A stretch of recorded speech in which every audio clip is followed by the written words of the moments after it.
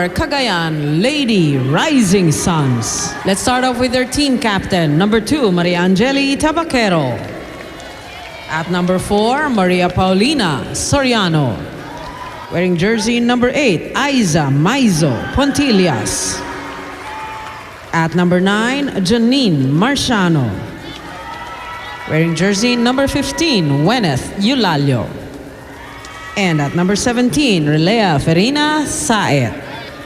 Libero, number 13, Sheila Marie Pineda. Head coach, Mr. Nestor Pamilar. Calling on our Lady Troopers of the Philippine Army. Let's start off with jersey number 4, Aliona Denise Santiago. Wearing jersey number 5, Private First Class, Mary Jean Balse.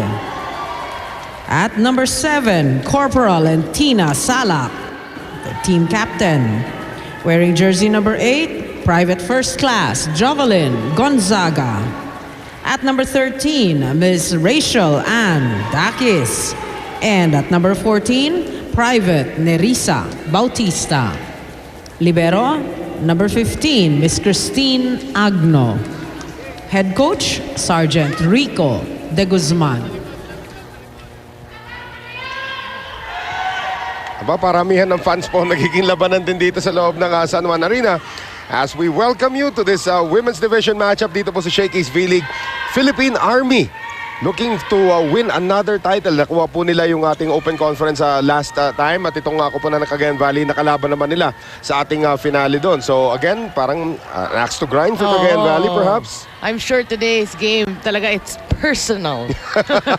Hindi trabaho lang. Again, if you're just joining us, yung kupunan ng Cagayan Valley are without their 2 foreign guest players. Itong si Amporn at saka si Pachari because of the flu right now. So, tag-ulan nga dito naman pero sa Maynila. Pero hindi jet lag Hindi jet lag. Lapit-lapit ng Bangkok. But they are actually in attendance. They are going to be watching this match. As we are underway dito po sa ating labanan, Dakis, tinawid, Saet, nandun, Maizo Pontillas, tinawid, papunta rito kay Janine Marciano. At hello, Dindin Santiago. And hello, Tina Salak. Oo. Yung isa. Grabe, ano? Yung 5'11" Tina Salak, 6'2" Dindin Santiago up front. Paano ka naman lulusot ng spike dyan, di ba? Well, you know, if you're Cagayan, you have to make up in terms of quickness or speed. So your reception should work for you. Good dig there coming from Agno. Here's Dakis, Tabaquero, Saet, iniwan para kay Maizo. At napalakas ang tira ni Aiza. Oh, of course, if you have a Dindin Santiago in front, that changes the game in terms of spiking. Right. So 2-0 ngayon para sa koponan ng Philippine Army. Salak pa rin ang magsaserve. And here's Pineda on the reception. Marciano, talaga sinusubukan niyang ilusot. Pinili niya this time ito si Jovelyn Gonzaga. Which is a better choice, but still, Jovelyn Gonzaga is a decent defender as well. Pero natawagan na lifting doon si Gonzaga. So 2-1 Army. Serving is Weneth Eulalio. If it's Fun Family Pizza, it's gotta be Shakey's. Good serve. Agno, Salak, at pinamigay ni Santiago. Saet, quick set. Pao Soriano, naabangan doon ni Gonzaga. Pontillas. Oh, what an angle there by Aiza Maizo Pontillas. Ang haba, no? Aiza Maizo. Mamili na nga lang tayo. Ano ba siya? Pontillas o Maizo? Pontillas na lang. Yan ang merit name eh. Oh, Aiza Maizo Pontillas. Talagang iniwasan yung depensa doon ni Dindin Santiago at saka ni Rachel Andakis. 2-all. That's a great slow-mo kasi it goes to show na pwede mo talaga daan sa bilis eh. Ginawa ni Pontillas talagang pinitik kaagad. Dindin, ginamitan ng kaliwa.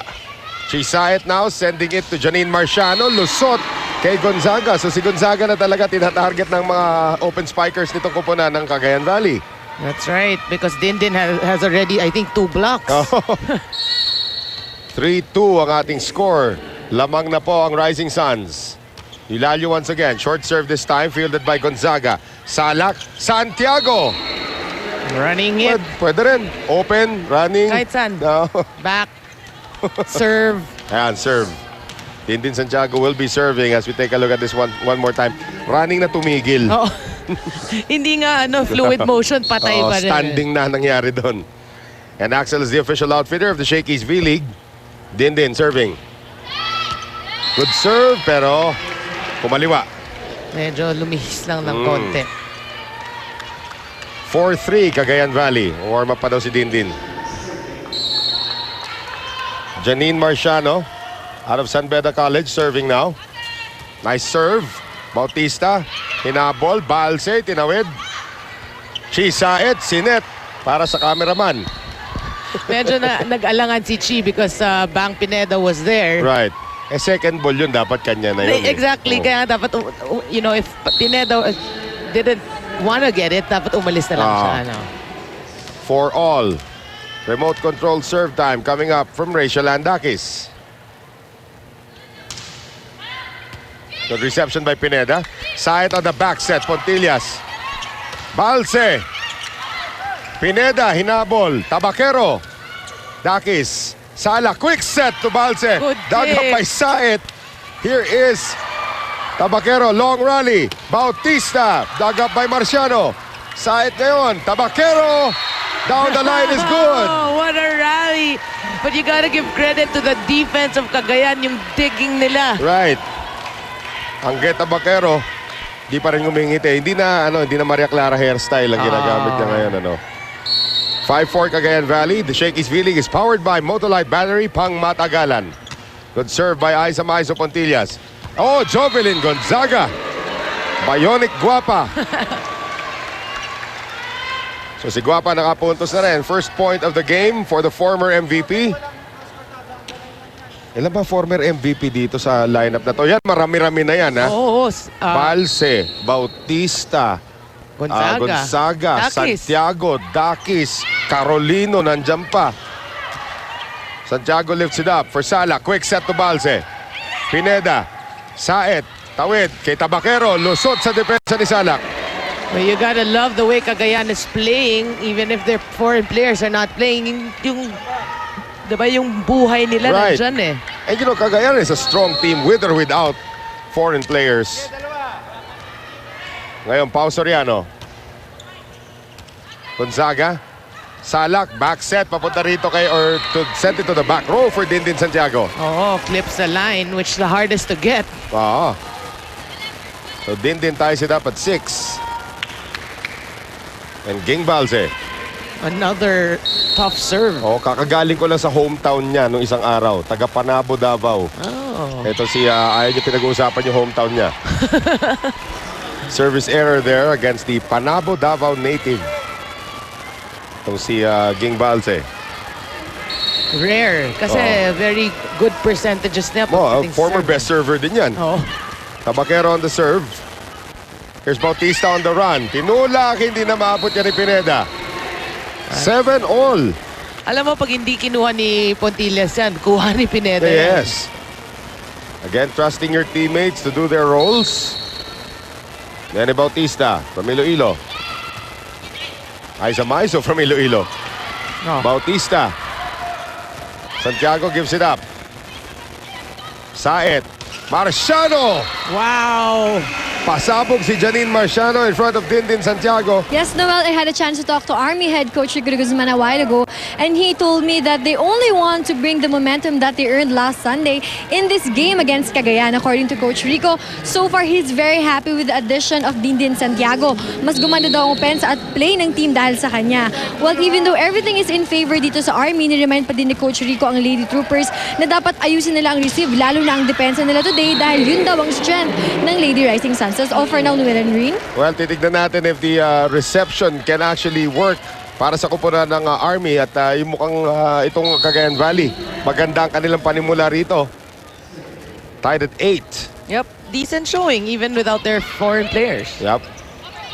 Marciano over the defense and there will be a net violation pa na may tatawag against Army. Oo, nanggigil sa net eh. Oo. Dindin Santiago, the guilty party, 9-8. And Mikasa is the official ball of the Shakey's V-League. Balik kay Wenet Eulalio sa serve. Good serve. Here's Bautista. Salak down the middle for Gonzaga. Nandito si Pao Soriano. Back set ngayon. Dindin Santiago. Inangat na lamang. Pao Soriano is there again. Here's Aiza Maizo Pontillas and that's off of Dakis. Pontillas. Nanghinayang si Rachel doon. Oh, kasi nandyan na siya eh. But the thing is, Pontillas is playing well for Cagayan. Nakalusot sa blockers. 10-8, Rising Suns. Juaneth Eulalio ulit. Agno. Bautista. Masyadong malayo para kay Daki. So, ang dali lang paluin yan ni Aiza Maizo Pontillas. Oo, regalo for Pontillas. 11-8. Tatlo pong abante rito ng Cagayan Valley. Kawawang Rachel. No! Ilag na lang eh. Oh. Dami taga-FEU din dito ngayon. Ano naglalaro? Eulalio. Sino pa ba? Si C. Dakis. Giselle C is also here. Tin Agno. Tina Salak. Dindin Santiago, taga-NU. And Dindin Santiago scores off of Chisaet from Lasal. Lahat ng schools na na-mention mo. Oo. Tabakero, UST. Alam mo, tignan natin kung mga kompleto natin lahat. Walang taga-UP. Nandito tayo. Ayun, dalawa. Naghanap pa rin. Ateneo, wala. Wala. Meron. Sino? Si Mr. Ricky Palu. Pao Soriano from Adamson scores. Ayan, ha? So, Adamson, UST, syempre, Balsi Tabakero at saka Maiso. Oh. Grabe, pwede rin pala mag-open spiker to si Pao, ano? Oo, pwede. 12-9, Cagayan Valley. Good serve. Marciano, nice serve. And here's Balse. Dakis, third time around na itawid ni Rachel. Good save, ah. Saet, Pontillas, Salak, Dakis, off the block. Pineda is there. Saet, Tabakero, naabangan to ni Balse. Saet, quick set, Soriano, Salak, Gonzaga, papalo na sana. Ging Balse ang pumalo. Wow, persistence there for Army and it pays off. 12-10 after that last spike coming from Ging Balse. Pero grabe, no? When you look at this lineup of Army, talagang powerhouse lineup. Well, Cagayan Valley, ganun din. Maliliit Oo. lang ng konti itong Cagayan Valley. Pero they are on top. Tanda natin that Cagayan Valley has the core of the former national team. That's true. Dakis. Saet. Soriano blocked there by Balse. Gene Valse showing us that kaya pa rin niya magdepensa. Oo. Kita natin talaga yung reach dito. Basang-basa si Pao. And again, Pao stands about 5'8". So easy pickings for Oo. Ging Balse, who's about 6 feet tall. O 5'11" as she claims. Serve is long coming from Dakis. That was close. Oh. 13-11. Now Aiza Maizo Pontillas to serve.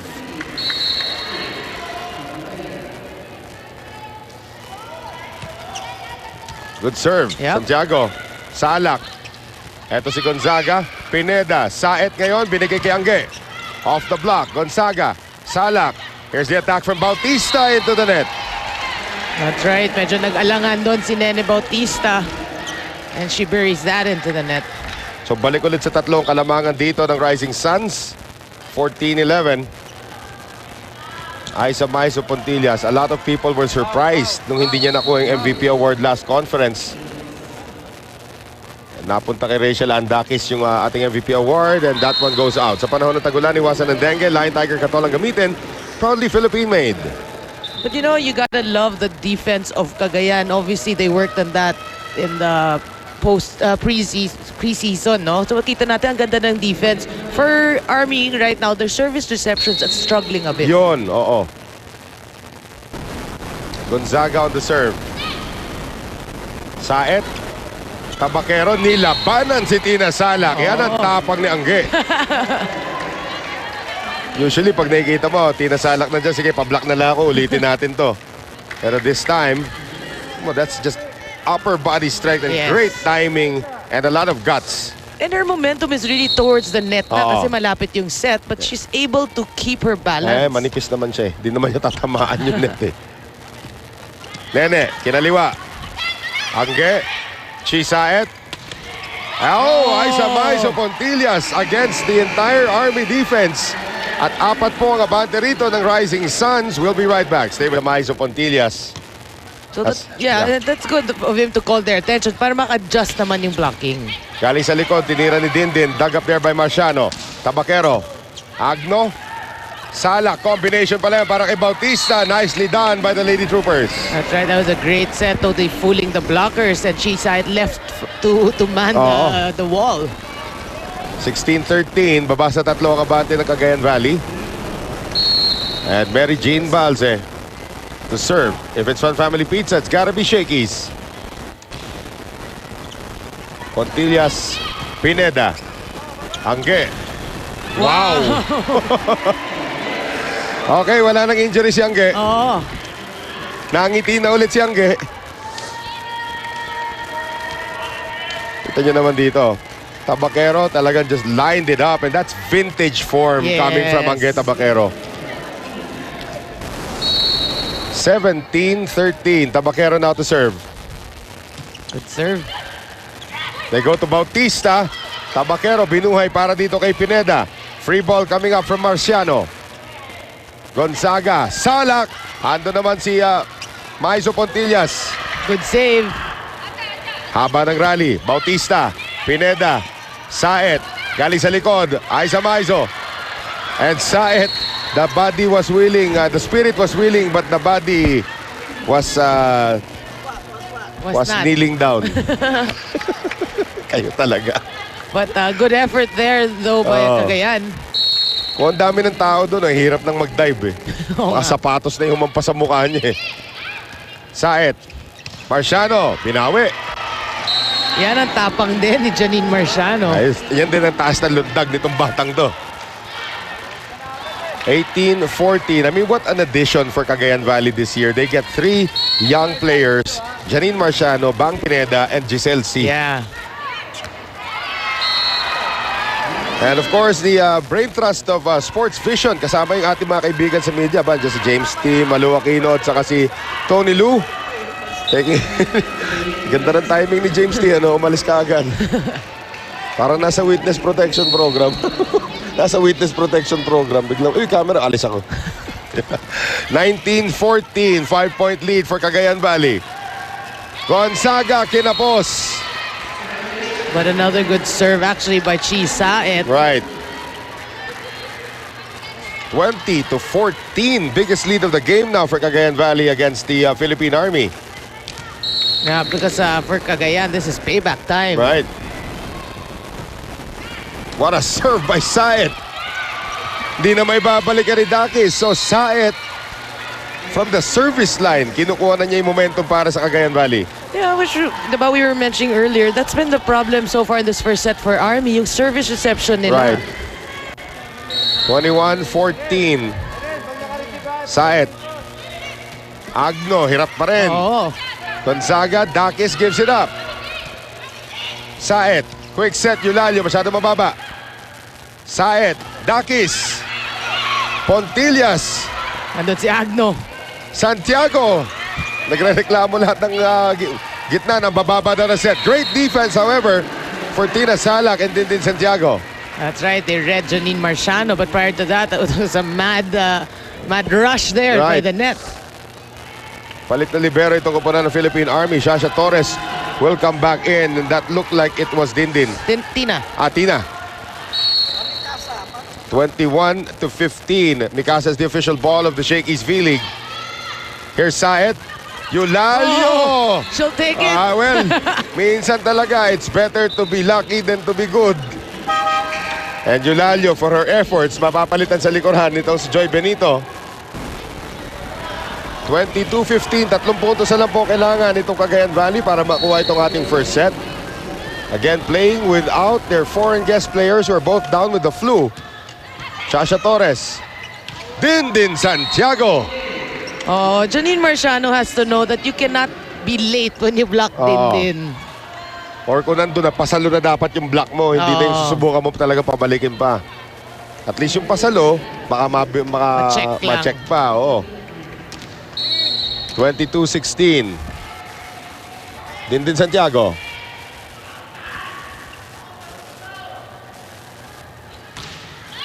Good serve by Dindin. Napalakas ang reception doon ni Benito.